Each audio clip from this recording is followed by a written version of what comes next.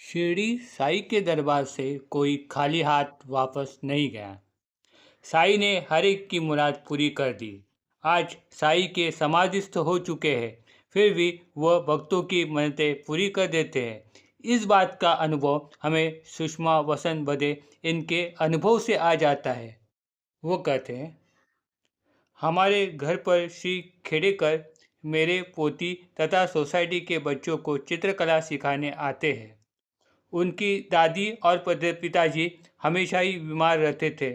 मैं अक्सर ही उनकी तबीयत के बारे में उनसे पूछताछ करती रहती थी। एक बार उन्हें अपने पिताजी के इलाज के लिए पैसों की सख्त ज़रूरत थी। उनके पिता हॉस्पिटल में एडमिट थे।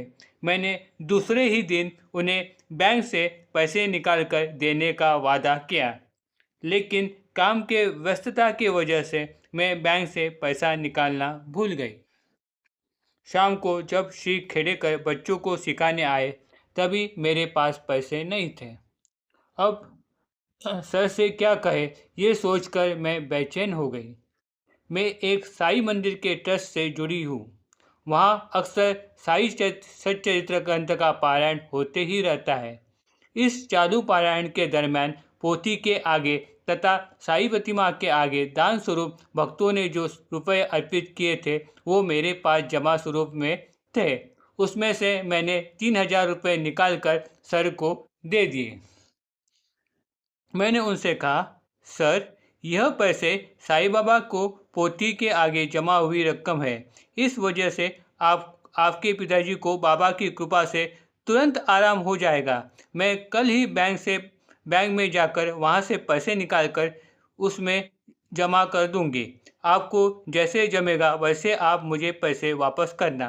सर खुशी खुशी वापस चले गए। अगले हफ्ते जब खेड़ेकर सर क्लास लेने आए, तभी उन्होंने कहा कि बिल्कुल चमत्कार ही हो गया। एक रात को हॉस्पिटल के डॉक्टर ने हमें बुला के कहा कि आपके पिताजी की तबीयत खराब होती जा रही है, अब उनका बचना नामुमकिन है। इसलिए हमने उन्हें लगाई गई लाइफ सपोर्ट सिस्टम हम निकाल देते हैं। आप आपके नज़दीकी रिश्तेदार को मिलने के लिए बुला दीजिए।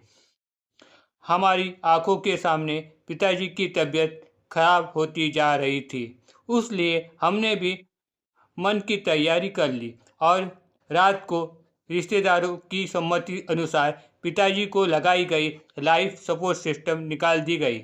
लेकिन सुबह चमत्कार हो गया। पिताजी अपने आप होश में आ गए। हमने उन्हें बेड पर बिठा के फलों का जूस पिलाना शुरू कर दिया। ये देखकर हमारे परिवारजनों में खुशी की लहर छा गई। डॉक्टर ने भी इसे चमत्कार ही कहा। धीरे धीरे पिताजी की तबीयत ठीक हो रही थी। लेकिन मैंने इस सब को कहा कि ये तो मौसी जी की ही कृपा है। उन्होंने ही मुझे साईं के आगे रखे हुए पैसे बड़े ही श्रद्धा भाव से पिताजी के इलाज के लिए दिए। इस वजह से ये मुमकिन हो गया। ये तो साईं की ही कृपा है। Om Sai Ram. Please like and subscribe my channel.